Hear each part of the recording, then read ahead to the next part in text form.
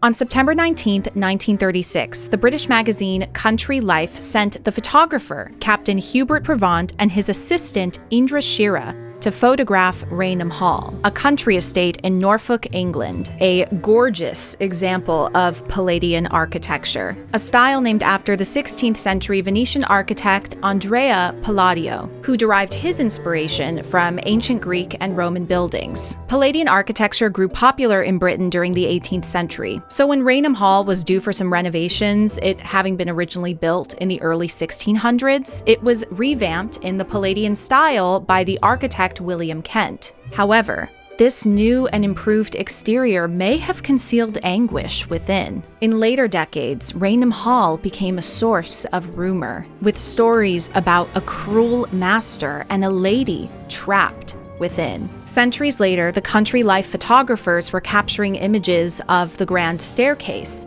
when suddenly an apparition materialized before them. Today, we are uncovering the story of one of the most famous spirit photographs in history, the Brown Lady of Raynham Hall. I'm Nicole Miras, and this is Fireside Fables.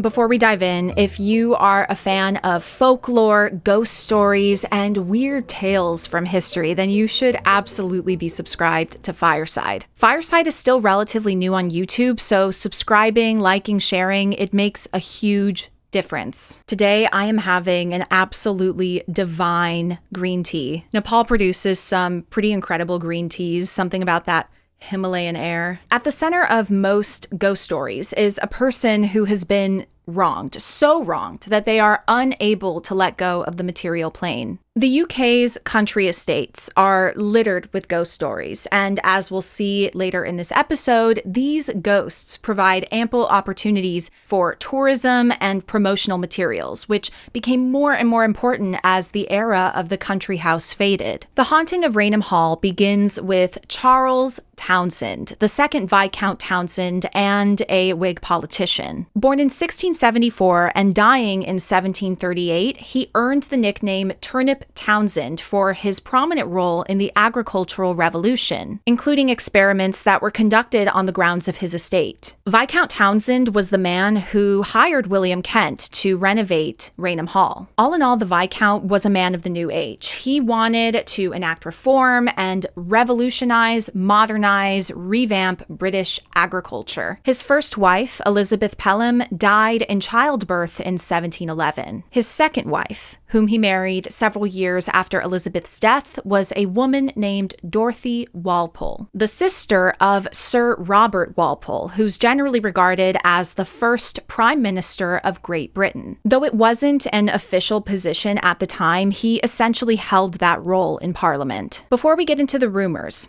here is what we actually know about the future Viscountess Townshend. We know that she died relatively young. She was killed by smallpox at the age of 39. We don't have much in terms of written records, but according to Gladys, the Marchioness of Townshend, who was writing during the 1930s, among the Townshend family papers are receipts for chiffon ordered by Dorothy, and the fabric was apparently very expensive. Gladys described Dorothy as a charming and frivolous spendthrift. It's important to emphasize that Dorothy died in 1726. Over a century later, the lady of the house was allegedly seen again. In 1835, a family friend named Major Loftus was visiting Raynham Hall for a party. It's hard to find information about him, but some reports said that he was a colonel, not a major. He might have been promoted at some point. It's hard to know. But late after the party, Loftus reported seeing a pale vision of a woman ascending the staircase. She wore a brown dress in a dated style. When Loftus called to the woman, she disappeared.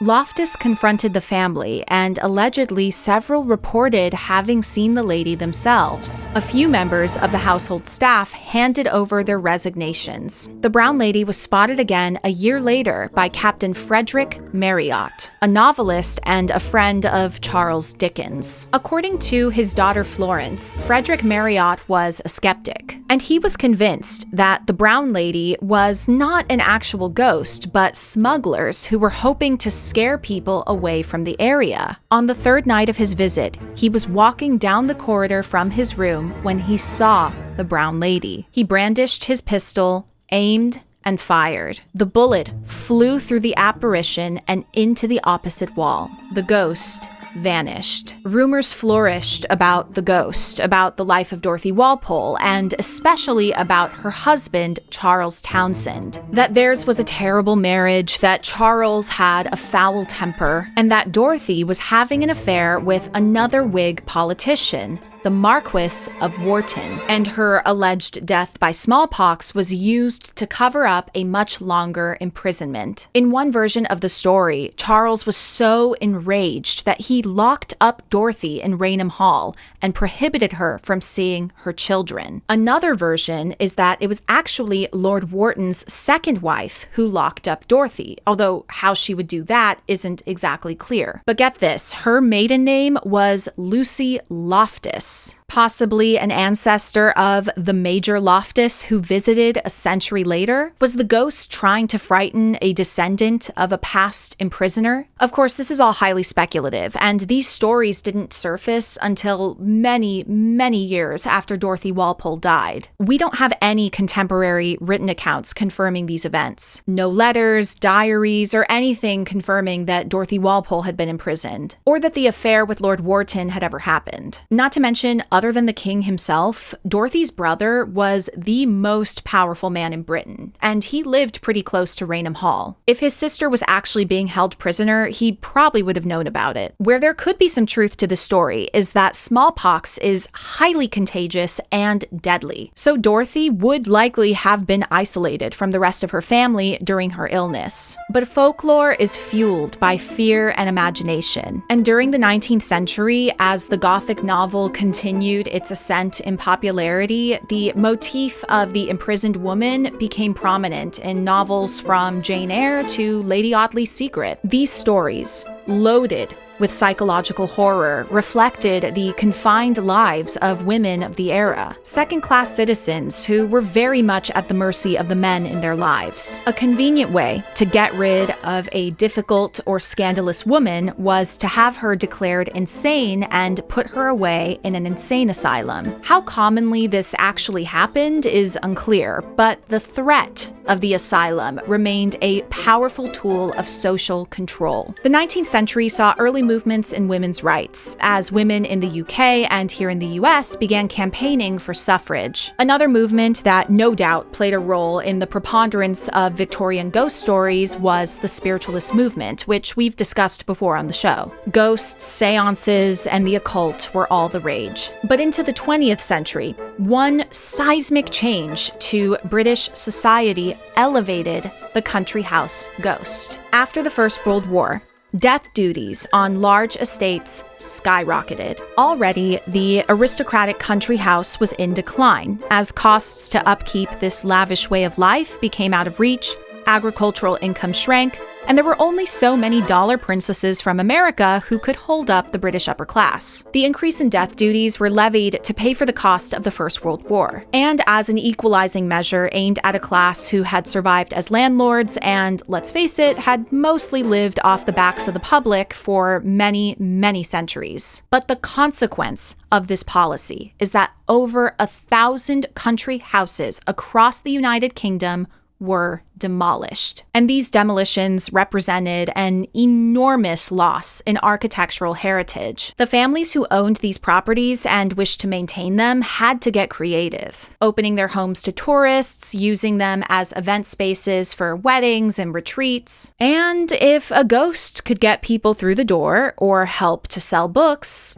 why not? In 1936, Gladys published a book called True Ghost Stories, all about the ghosts who haunt British country estates, the first one being, of course, the Brown Lady of Raynham Hall. Gladys was a very enterprising woman. She wrote several silent films, novels, and nonfiction, and she was determined to raise the funds to preserve Raynham Hall. Her own life was filled with scandal, controversies about her inheritance, and funny enough, about the sanity of her husband filled the newspapers. The same year that True Ghost Stories was published, Gladys invited Country Life magazine to come and photograph Raynham Hall. The photograph captured by Hubert Provand and Indre Shira was sensational. I wasn't able to get exact numbers on how the book True Ghost Stories performed, but it was reissued several times, suggesting solid sales. Was the photo real?